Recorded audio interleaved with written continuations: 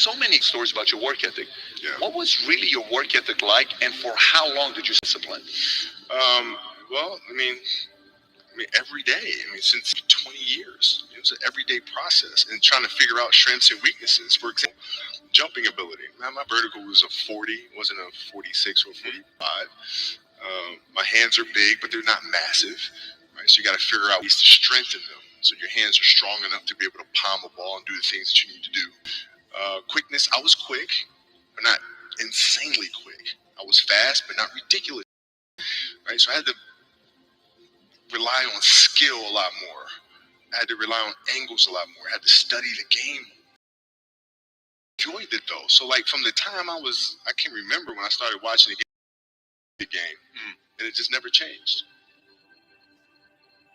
It's a good separation for me, emotionally, to be able to put myself in a place where at practice or when I'm training or during games, I switch my mind to something else. I switch my mode into something else. Right? To me, it's the equivalent of Maximus, Decimus, Meridius, and Gladiator picking up the dirt, smelling the dirt. It's go time. Right? So that was my mental switch. Like an actor getting ready for a film. You got to put yourself in that cage. When you're in that cage, you are that character. Then when you leave there, it's something completely different. But when I'm in that cage, bro, don't touch me. Don't talk to me. How did you get mentally and emotionally so strong where it doesn't bother? Well, you got to look at the reality of the situation. You kind of got to get over yourself. It's not about you, man. Okay, you feel embarrassed. You're not that important. Get over yourself. That's where you get over yourself, right? Like you're worried about how people may perceive you, and like you're walking around embarrassing because you shot 5 air balls. Get over yourself, right? And then after that, okay, well, why did those air balls happen? Got it. The year before, we played 35 games max, right? Week in between, spaced out, plenty of time to rest. In the NBA, it's back to back to back to back to back to back to back. Didn't have the legs. So you look at the shot, every shot was online, but every shot was short. Right? I got to get stronger. I got to train differently. The weight training program that I'm doing, I got to tailor it for an 82-game season so that when the playoffs come around, my legs are stronger and that ball gets with rationale. And say, okay, well, the reason why I shot air balls is because my legs aren't there. I go, well, next year they'll be there. That was it. Were there some names that you looked at and says, these 3 guys are as crazy as I am? At the time, I deal with what I've referred to as Goat Mountain. I went to Goat Mountain, and I talked to Magic, Michael, Bird, Hakeem Olajuwon, Jerry West, Oscar Robinson, Bill Russell. So I would talk to them. What did you do? What were your experiences? Michael in particular has become my big brother. He's been my big brother since I first came in the league. And what was that process like? So I went to them and started understanding the ins and outs of the game and how they approach things and their level of detail and obsessiveness. And that's what I did. The players that had that passion weren't willing to commit their entire lives to doing that, right? It's a choice. Right? You have other things. You have family. You have all these other things that you have to do. The game can't really be your number one priority. And so I was just looking at that like, man, this is going to be fun. If I'm buddies with you from high school, if I'm a cousin of yours, what happened to our relationship? How did that gravitate when you went into the league and you're determined to become the greatest, or you're determined to become one of the greatest? What happens to our relationship? Well, it suffers. It does suffer. Oh, yeah. Okay. Yeah. And you understood that. You were okay with that. Yeah. And the people that love you, like friends and family, like they know that about you. Got it. So they let you be you. And when you reconvene, you pick back up where you left off. But make no mistake about it, is lost. Right? So those long-term relationships, the commitment of time of, take vacations with other players that are close friends, and just take vacations or just hang out, just to hang out. Like I never did. Why not?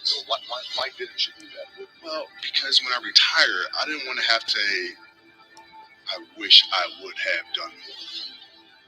I don't want that. You know, I don't want that.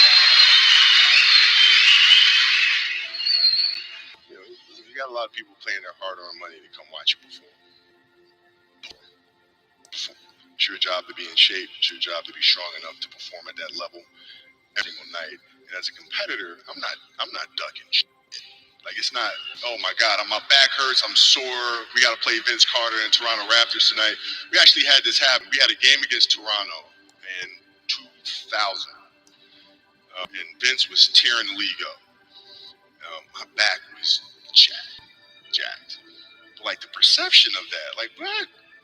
Kobe's missing the game against Toronto and Vince Carter because my back was really spasming. People will be like, what? Oh, he's ducking Vince. Excuse me? No, I don't think so. Well, I would be in the layup line like, okay, there's a lot of days where, you know, you can rest and recover. Today ain't one of them. Your back can bother you any other day. That ain't bothering you today. He gonna have to see me today.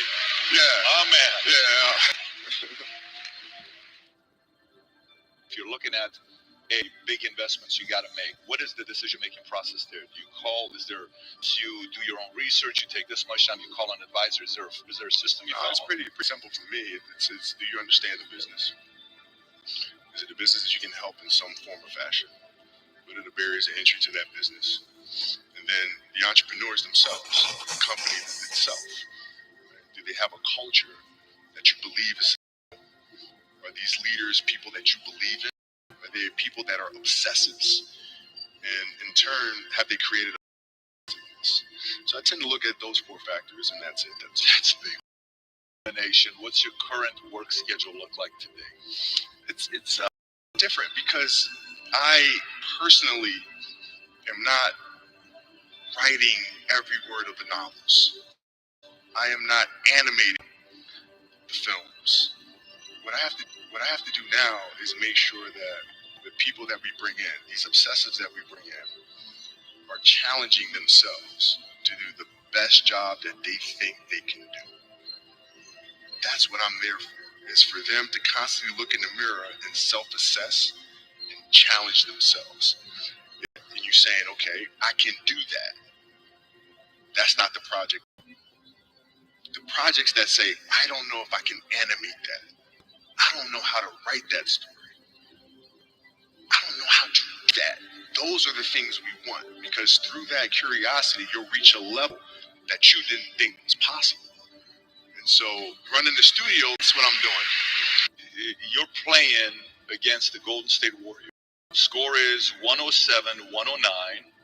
You guys are close into the playoffs. You know exactly what happens in the game. You go up, you're about to take your shot, and then all of a sudden, boom, Achilles happens, right? Went and hit the free throws, and then you walked off the stage. Yeah. Right. I went in the trainer, my kids are in there, and they're looking at you and stuff, and I'm looking at them, and I'm like, it's all right. Dad's gonna be all right. We'll be fine. We'll be all right. We'll be all right. We'll be all right. And as a parent, you gotta set the example. This is another obstacle. This obstacle cannot define me. It's not going to cripple me. It's not going to be responsible for me stepping away for the game that I love. I'm going to step away on my own terms. And that's when the decision was made that, you know what? I'm doing it. Doing it.